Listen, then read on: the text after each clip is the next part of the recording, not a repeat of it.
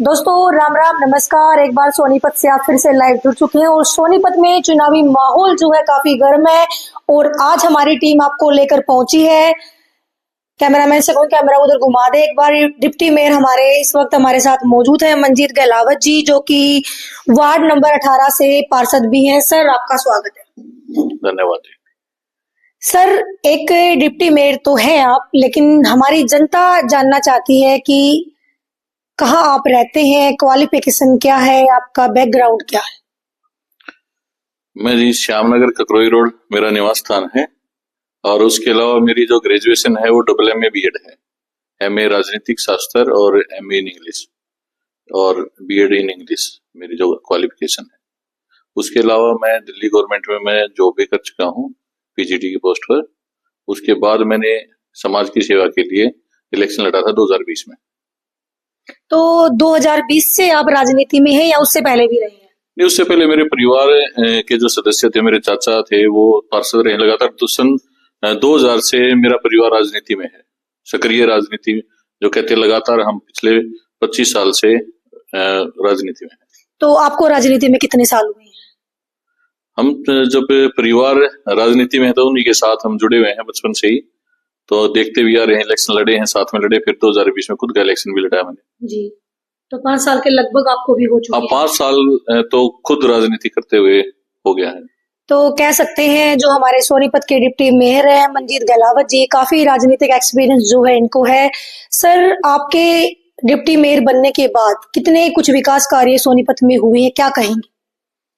देखिए, deputy mayor बनने के बाद सोनीपत में जो विकास कार्य हुए हैं पिछले लगभग 2 साल, हमारे यहाँ के IAS थे विश्राम कुमार मीणा जी, उन्होंने तो अपना लगभग बजट पे भी नहीं लगाया था जो होता है। उन्होंने काम बहुत ही, एक जो उनके काम करने का तरीका था वो अलग था। उन्होंने शहर के विकास कार्यों को बिल्कुल रोक दिया था। उसके अलावा जो हमारे नए कमिश्नर आए हैं और एक उनके आने के बाद जो सोनीपत में विकास कार्य हुए हैं, मेरे ख्याल से बहुत बड़ा बदलाव है उनके आने के बाद। पिछले 2 साल में और 1 साल का कंपैरिजन अगर हम देखते हैं तो सोनीपत में जो विकास कार्य है, आप हर वार्ड में जाकर देखो, समान रूप से समान विकास हो रहे हैं। उससे पहले जो काम होते थे वो एक ये होते थे कि भाई 6 वार्ड में काम हो रहे हैं जो उनके नजदीकी हैं या पार्टी के नजदीकी हैं, उन्हीं वार्डों में काम करे हैं। एक पारदर्शिता नहीं थी। हमने उसके लिए आंदोलन, मतलब धरने पे भी बैठे हैं, हम भूख हड़ताल पे भी बैठे हैं। जो उनका जो रवैया रहा है शहर में काम कराने को लेकर, और जो भेदभाव उन्होंने लाइन पार्क क्षेत्र के साथ किया, पानी जो लोगों की पीने के पानी की लाइन होती है उनको लेकर भी उन्होंने काम नहीं होने दिए। और अभी हमारे जो नए कमिश्नर हर्षित कुमार जी आए हुए हैं, उनके आने के बाद तो मतलब बजट की कमी है कि हमें और बजट चाहिए। काम इतने काम होने लग रहे हैं अब तो। चलिए सर, आपका कहना है, वार्ड की बात तो हम बाद में करेंगे, पहले डिप्टी मेयर है आप, तो सोनीपत के विकास की बात ही हम ज्यादा करेंगे। आप कह रहे हैं कि विकास अभी हुए हैं, लेकिन फिर भी सोनीपत हर बारिश में जो सीवर जो है रोड पे बहता हुआ नजर क्यों आता है? प्लानिंग कहाँ फेल हुई है? सोनीपत डूबता हुआ हर बारिश में क्यों नजर आता है? देखिए, ये प्लानिंग जो पुराना शहर है, पुराने शहर में लाइनें पुराने हिसाब से कोई व्यवस्थित तरीका नहीं था जो पुराना शहर था हमारा। उसके बाद अभी धीरे धीरे उन पॉइंटों का भी, जैसे सेक्टर 23 में लाइन पार्क क्षेत्र की जो थी, उसके बाद अपना यहाँ जो लाइन से इधर का एरिया है उसको भी बड़ी बड़ी सीवर लाइनों से कनेक्ट कर रहे हैं ताकि जो सीवर का पानी, जो जल भराव की समस्या है, उसका निपटारा हो सके।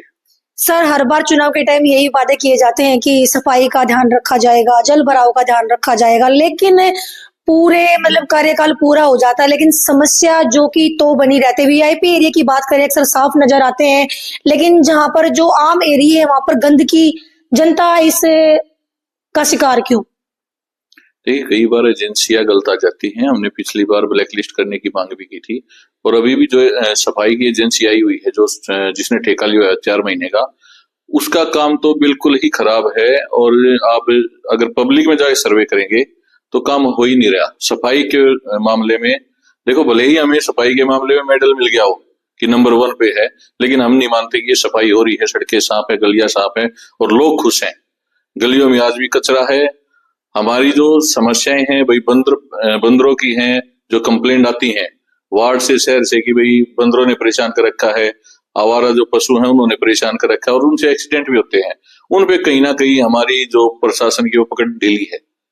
आप एक डिप्टी मेयर है, क्या आप बता सकते हैं कि पिछली बार सीवर की सफाई कब हुई और किस ठेकेदार ने की? क्या नाम पता है आपको?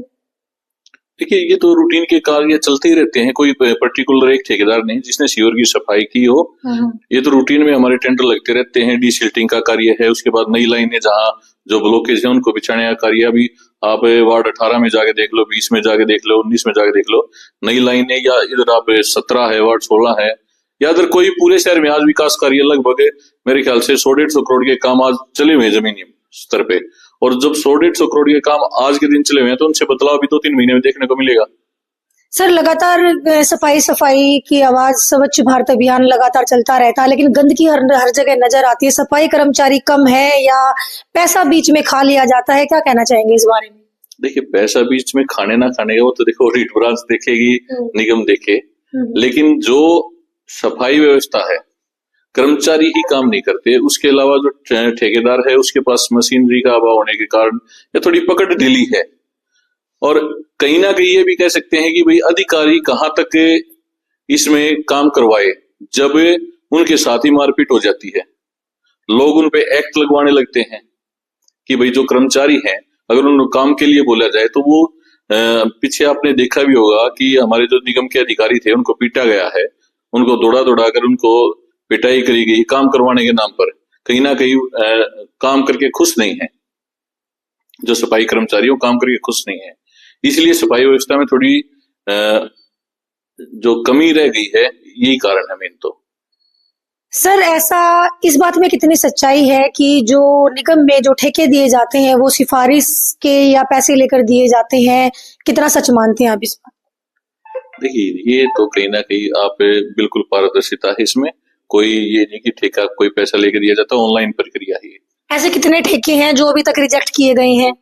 इनके बारे में मुझे कोई मतलब डिटेल नहीं, तो ऑडिट ब्रांच से लेनी पड़ेगी डिटेल। इस तरह की डिटेल तो अपडेट होती रहती है, भाई कितने ठेके कैंसिल होते हैं, कितने लिए जाते हैं। लगातार बात चलती है सर अतिक्रमण की। अतिक्रमण की बात करें तो झुग्गी झोपड़ी वालों को लगातार जो है उन पर जो है वार किया जाता है, लेकिन जो बड़े बड़े अतिक्रमण है उन पर कोई भी कार्रवाई नहीं की जाती। क्या सियासी दबाव इसको माने? ये बिल्डिंग ब्रांच का काम है, वो अपना देखते हैं। हाँ, ये काम तो निगम का है सर। नहीं, बिल्डिंग ब्रांच जो सब्जी वाले हैं, जो रेडी वाले हैं, इनको लगातार आपने देखा होगा कि पुलिस वाले जा रहे हैं, इनकी रेडियो को उठा दिया जाता है। गरीब बंदा एक कमा कर खा रहा है, लेकिन जो बड़े बड़े जो अवैध कॉलोनियां बनाई जा रही हैं, जो बड़ा बड़ा अतिक्रमण है, उस पर कार्रवाई कब? देखिए, जो बिल्डिंग ब्रांच है वो अपना काम कर रही है। उसके अलावा जो भी हमें अतिक्रमण दिखते हैं कि भैया अवैध रूप से या कब्जे हो रहे हैं, हम हाउस की मीटिंगों में भी उनको रखते हैं। भाई जो विशेष रूप से जो मुद्दे हैं कि भाई यहाँ कब्जा हो रखा है, अधिकारी उन पे कार्रवाई भी करते हैं। और रही बात जो ये अपना रेडिया लगाते हैं, इनके लिए निगम में एक प्रावधान इन्होंने निकाला हुआ कि अपने लाइसेंस बनवाएं, अपने नाम लिखें, क्योंकि कहीं भी कोई भी कहाँ से आके क्या कर रहा है उसकी जिम्मेदारी भी सरकार की, निगम की है कि भाई अवैध रूप से जो काम कर रहे हैं वो कहीं ना कहीं गलत गतिविधियों में शामिल ना हो। तो उनके लाइसेंस बनवाने के लिए निगम में लगातार ये रहता है कि अपने लाइसेंस बनवाओ, अपना रेडी वगैरह जो भी लगानी लगाओ। क्या गरीबों को इतनी नॉलेज होती है सर इन चीजों की? इतनी कागजी कार्रवाई पूरी कर पाएंगे? नहीं, उसमें कोई ज्यादा नॉलेज नहीं। अपना आधार कार्ड लेके आए, एक फोटो लेके आए और यहाँ अपना फॉर्म यहाँ भर देते हैं, वो हेल्प करते हैं उसमें। जी, आप डिप्टी मेयर है, आप क्या कांग्रेस के डिप्टी मेयर, आप कांग्रेस पार्टी से हैं, तो सरकार किसकी चल रही है, कांग्रेस की या बीजेपी की?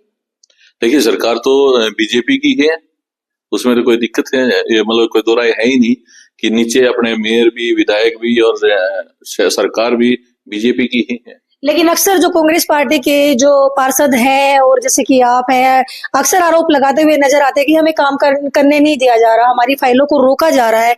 तो इस बात में कितनी सच्चाई है? वाकई में जो कांग्रेस पार्टी के जो पार्षद हैं उनकी फाइलों को रोका जा रहा है, कितनी सच्चाई है इस बात में? देखिए, लगभग आज से 1 साल पहले ये चीजें थी, जब इसमें सरकार का मैं दोष नहीं दे रहा, इसमें दोष था एक हमारे जो अधिकारी थे उनका था कि उनका जो रवैया था वो ठीक नहीं था। उन्होंने एक भेदभाव पूर्ण तरीके से जो यहाँ शहर में काम कराया, उस वजह से भेदभाव आ गया था कि भाई कांग्रेस बीजेपी ये हो गया था।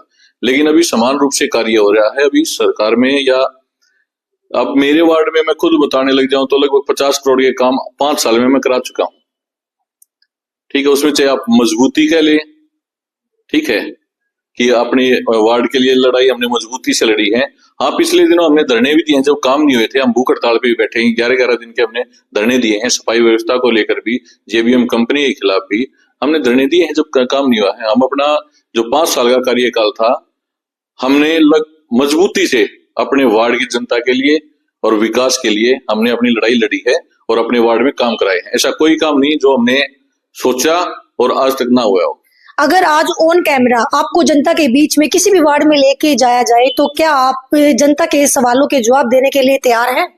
हाँ जी, बिल्कुल। जो लगभग देखो, मैं 20 पार्षद जो हमारे साथी रहे हैं, सब ने, किसी ने भी काम चोरी नहीं की, सब ने अपने वार्डों में काम कराए हैं और अपने कामों के लिए यहाँ लड़े हैं, चाहे वो बीजेपी के पार्षद रहे हो चाहे कांग्रेस के हो। हमने एक टीम के तहत काम किया है और अपने वार्डों में सीवर, पानी, बिजली की जो स्ट्रीट लाइट है उनके लिए हम लड़े हैं अधिकारियों से, और लड़कर हमने प्राथमिकता से जो जनता की सुविधाओं की बात है या उनकी समस्याएं थी उनका निपटारा कराने की कोशिश करी है। अगर सर आज चुनाव करवाया जाए तो क्या आपको भरोसा है कि जनता आपको दोबारा चुनेगी? कितना विश्वास है हमारे डिप्टी मेयर मंजीत गहलावत जी में?